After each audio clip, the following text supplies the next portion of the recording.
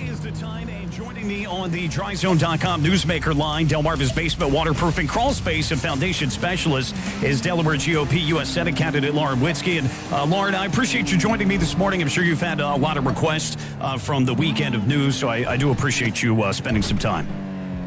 Good morning. Thank you for having me. Absolutely. Let me start first with some comments in the Delaware State News, because it appears, and I understand that whatever gets put out in your name, you do have to take responsibility for, but it appears that you were not the person that actually posted the Facebook post that has drawn controversy, including mostly the meme that I guess drew the most ire. Yeah, so that came from my campaign. I stand with it. Including the picture, or are you talking about the message? Yes, it came from my campaign, and I stand with it. The Republican Party across America, including Delaware, has been run by haters and losers for decades, leading up to Donald Trump. They've literally surrendered at every turn along the way, and if it weren't for Trump, most of them would still be surrendering. I want to know when the GOP gets to start talking about the deaths of millions of black babies. If not now, then when? We have to start talking about this. And frankly, if the Delaware GOP is more concerned over a silly meme than the lives of over 60 million unborn babies, then I think it's time they examine themselves and readjust their priorities. Mike, I'm not going to sell out people who voted for me to placate the weak GOP establishment. I will never apologize for standing up for life, and I will never apologize for standing up for the lives of millions of black babies who were killed under Ruth Bader Ginsburg's abortion regime. I want listeners to understand the party is directly pitting itself against President Trump, who is doing his constitutional duty to fill a Supreme Court vacancy.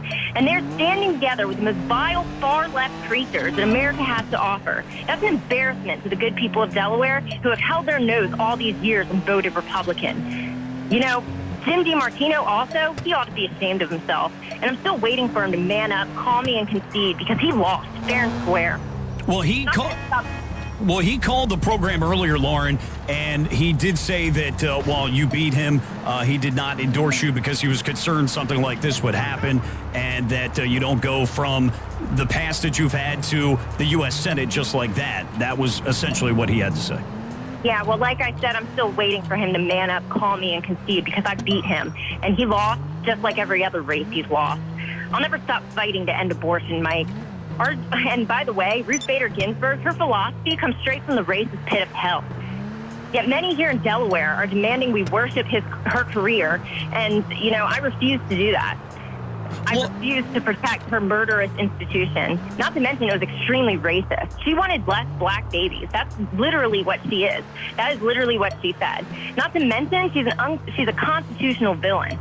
Her last wish, as we all know now, was that her seat be saved for Biden, which indicates that she fundamentally misunderstood the Constitution, or that she willfully disregarded it. And now we have Democrats, a bigger problem. We have Democrats like Chris Coons who are saying they're going to ignore the Constitution completely. And this is all aided and abetted by the weak GOP who are talking about it today, and specifically, as we all know, Collins and Murkowski, who are siding with the Democrats against the Constitution. This is the time to reckon with the biggest problem facing American voters, that no party establishment, Democrat or Republican, will let ordinary Americans have a seat at the table. And this is how this country is run. It's gone on for too long, and I'm here to hold the powerful accountable. And I will not bend. I will not apologize. And I will not bend to, the fact that all these babies have been aborted. When do we get to start talking about it? Lauren, I think a lot of people appreciate your pro-life conviction. There's no question about that. But I do have to ask, and knowing that perception is reality, was there no concern, though, that meme would end up being the conversation and not what you just pointed out, which is very important, but that the meme's the conversation? If you had to do it again, if the campaign had to do it again, would they not have chosen a better picture, or maybe no picture at all? Mike, what this did, though, I am able to talk across a statewide platform and bring attention to the issue of abortion. So I would do it again. So was that possibly done was that possibly done to draw attention to this then? Well, there have been. Go ahead. I'm sorry. I appreciate you having me on this morning. Thank you. No, absolutely. My question to you then going forward, and I think you pretty much answered it, but there have been calls for you to step down for your candidacy, calls for Jane Brady to ask for the same. What is your response to that? Right, yeah. So the Democrat Party put out a statement a couple days ago calling on the GOP to resign, to renounce me as their candidate. The people of Delaware chose me. And if the Delaware GOP chooses to partner with these far-left radical Democrats, it's either us or Antifa. That is what we are at. This is the place we are at. So, that is their decision. However, I don't cave to the mob, and it will never be enough. It will never be enough. You can pander and cater to the mob when they call for my renouncement. However, it will never be enough. They will continue to take ground. So it's time we stand up and fight, because I'm going to stand up and fight. Lauren, what has been the reaction within the party, though? Some have said that turned some in the Republican Party off. What has been the feedback that you've received via social media, emails, calls from this over the weekend? Well, haters and losers are always going to be mad. Okay. To that end, with the Delaware Democrats, I understand that they have tweeted out something a few days ago concerning your past, but it seems to have been a bit too late. As you said, that essentially apology not accepted. Talk about that for a second with us.